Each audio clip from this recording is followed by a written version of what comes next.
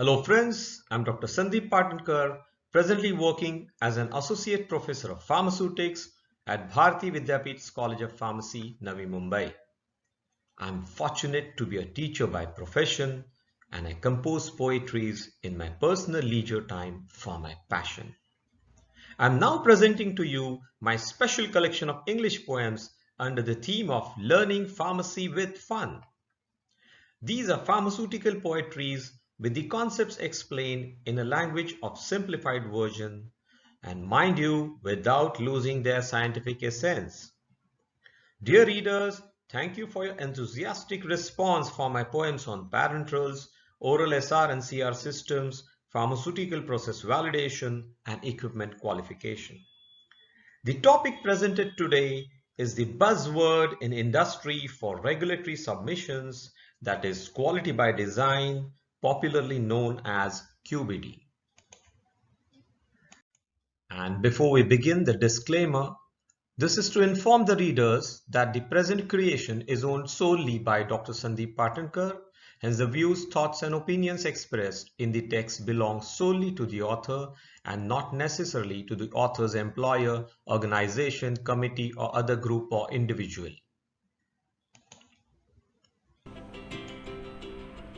Dear friends, one of the best representative Indian version of quality by design is the splendid and one of the 7 wonders of the world, our Taj Mahal.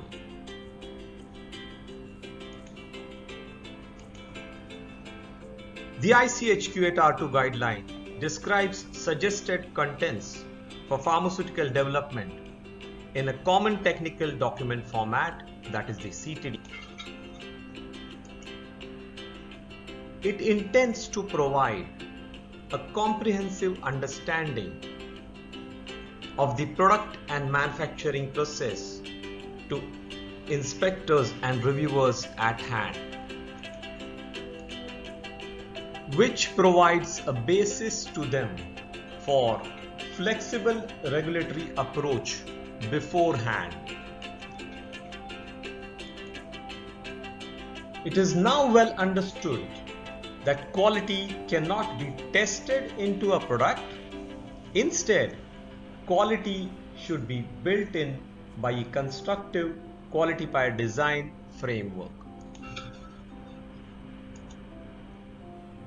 The elements of quality by design are quality target product profile or QTTP, critical quality attributes or CQAs, risk assessment, that is linking of raw material attributes and process parameters to CQAs, design space obtained by design of experiments, that is the DOE approach, control strategy, and product life cycle management and continual improvement. Each of this will be discussed in detail.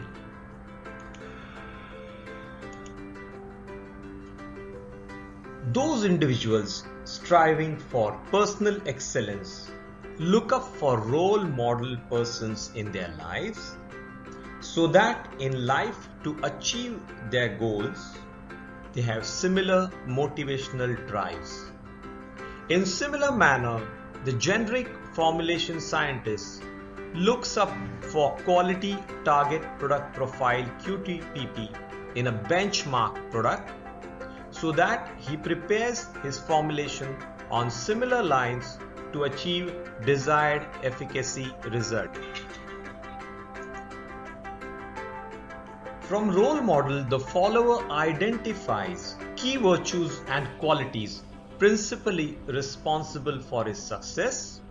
On similar lines, the formulation scientist picks up key parameters termed as CQAs from QTTP, which are responsible for the product performance to be at its best.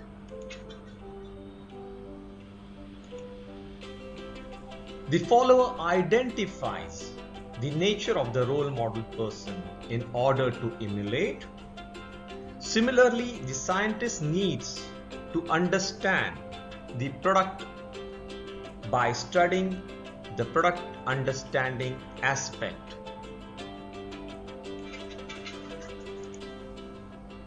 The follower tries to understand the methods and techniques implemented by role model in life to achieve. The formulation scientist needs to understand the process in detail to achieve his prime motive. The Quality Risk Management Guideline Q9 talks of various risks and their assessment strategies and gives methodologies to evaluate, tackle, and reduce them optimally. For product understanding, the risk involved with respect to formulation components such as drug substance particle size distribution and lubricant levels in context of CQA such as dissolution need to be assessed. For process understanding,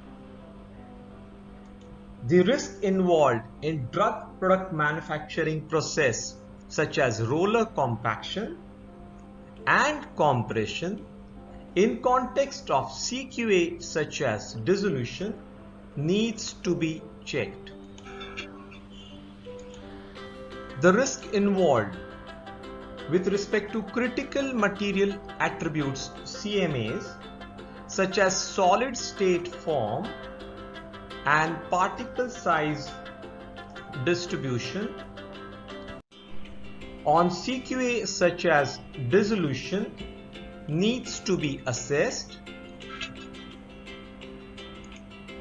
The risk involved in critical process parameters CPPs such as milling and final blending and lubrication for CQA such as content uniformity and dissolution needs to be checked.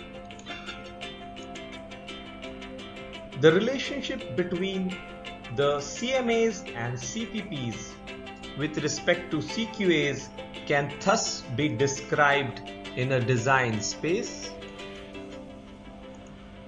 With the help of design of experiments DOE, the significant formulation variables and their respective concentration ranges to be used can be carefully computed.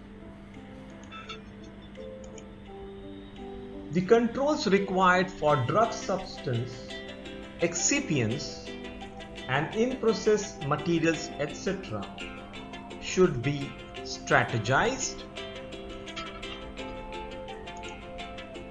These controls based on analytical systems such as process analytical technology PAT employed to ensure quality are much required.